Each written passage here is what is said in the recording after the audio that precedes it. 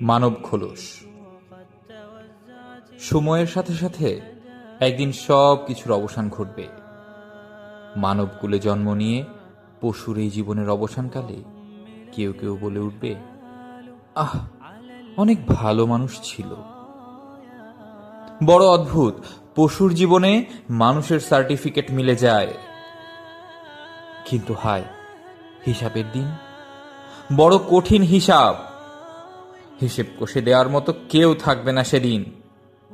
নিজেকেই করতে হবে নিজের হিসাব। বহু অঙ্ক, নতুন পুরনো, জটিল সব হিসাব, সবকিছুই উপস্থিত, কিচ্ছু বাদ পড়বে না সেদিন। প্রমাণ হবে আমি মানুষ নাকি পশু। মাথাটা ঝিম ধরে আসবে, বুকের ভেতর অনুভব হবে চিনচিন ব্যথা। মেঘের গর্জনের মতো চিৎকার করবে, কিন্তু কেউ শুনতে পাবে না, কেউ থাকবে না সেখানে। ভীত সন্ত্রস্ত হৃদয় কম্পিত হতে থাকবে অস্বাভাবিকের চাইতেও অস্বাভাবিক ভাবে। তখন অসহ্য যন্ত্রণায় বলে উঠবে, হায়, আমার মৃত্যু হচ্ছে না কেন? আজ মৃত্যু কোথায়? কিন্তু মৃত্যু তা তো একবারই হয়, বারবার নয়। মিলতে চাইবে না কৃতকর্মের হিসেবগুলো। হঠাৎ অজানা অচেনা দুজন সত্তা এসে মিলিয়ে দিবে সব। হিসেবের সেই ক্ষণ আসার আগে আমার হিসাব মেলানো দরকার। অদ্ভুত এই পৃথিবী। মানব খোলসে চারদিকে সব হায়াওয়ান, বিষাক্ত কীটে ভরা।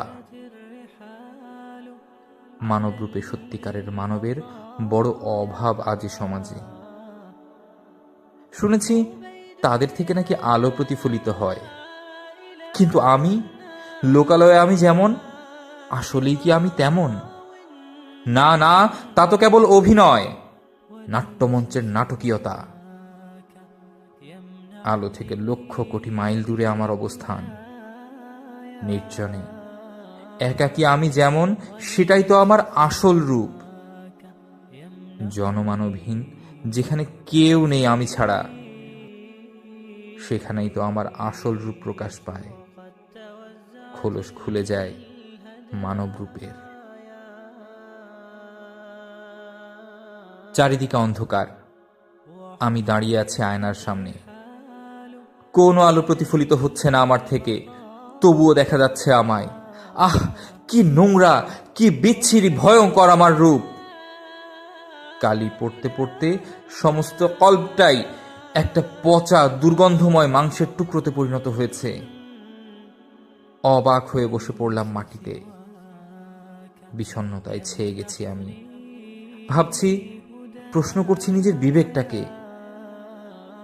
ভাবছি আমি মানুষ হয়ে জন্মেছি, হারিয়েছি মনুষ্যত্ব। মিথ্যে অহমিকায় নিজেকে রেখেছে আবৃত। আমি কি আর মানুষ, নাকি মানুষরূপী পণ্য?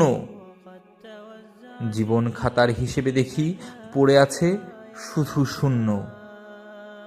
ভাবছি, আর দু চোখের পানি গাল বেয়ে ঝরে পড়ছে মেঝেতে।